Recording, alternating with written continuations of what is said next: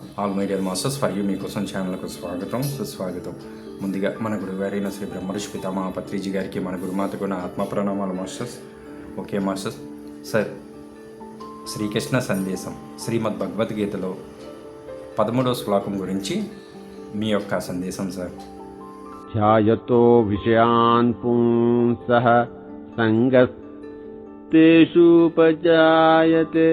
సంగాసం జాయతే కామః కామాత్ క్రోధో విజాయతే.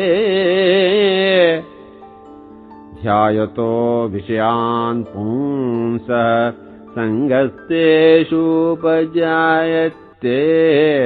సంగాసం జాయతే కామః కామాత్ క్రోధో విజాయతే.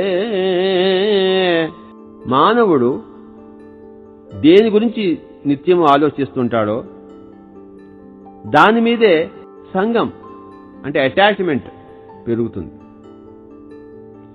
ఎప్పుడైతే సంగం పెరిగిందో కామము ఉద్భవిస్తుంది. డిజైర్, స్ట్రాంగ్ డిజైర్ అన్నమాట కామం అంటే.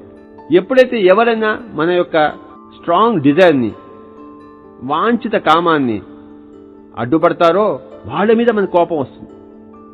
మనకి కామమే లేకపోతే క్రోధం ఎక్కడి నుంచి వస్తుంది? నిత్య ఆలోచనల ద్వారా సంగము అంటే అటాచ్మెంటు, దాని ద్వారా తీవ్ర వాంఛ, దాన్ని ఎవరైనా భంగపరిస్తే వారి పట్ల క్రోధము మనకి సంభవిస్తాయి. సమ్మోహం అంటే విపరీతమైన మోహం. ఇంకా అది లేకపోతే నేను ఉండలేను అనే మోహం.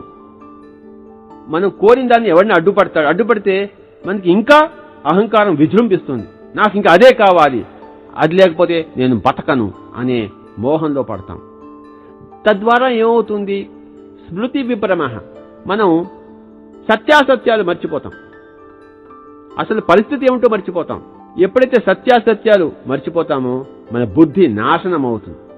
అంటే విచక్షణ జ్ఞానం పోతుంది. ఏదైతే బుద్ధి నాశనమో అదే చావు, అంతకంటే వేరే చావు కాదు.